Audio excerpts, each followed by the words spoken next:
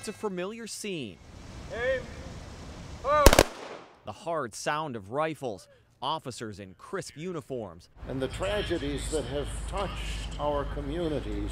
A chaplain reads a prayer for the honored dead. Men like Bob Kosminski, killed 2 years ago on the Northeast Side, or Joe Taylor, shot while searching a home in 1986. 27 fallen officers, 27 stories. One of them started here at what used to be called the Limelight Bar in Grand Rapids. That was December 3rd, 1966. Another neighborhood ambush, another officer gunned down. Sergeant Stanley Ventinen was front page news. You think it's never going to happen to you. Esther Hall remembers getting the call. She was the wife of a cop who came from a cop family.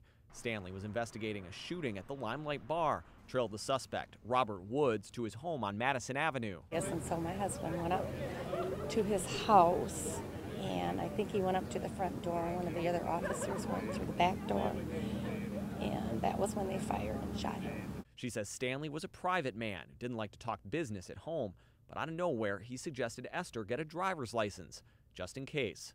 He just said, I might not come home some night. I said, don't talk like that, because he never really talked about anything. It was pretty private.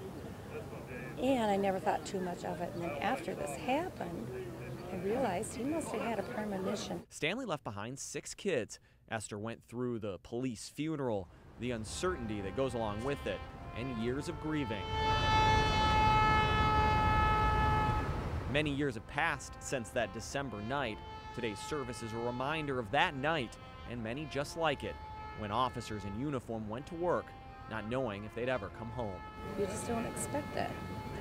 And then when it does, it's just a real shock. I was left with 6 children. I didn't know what I was going to do, but the Lord provided.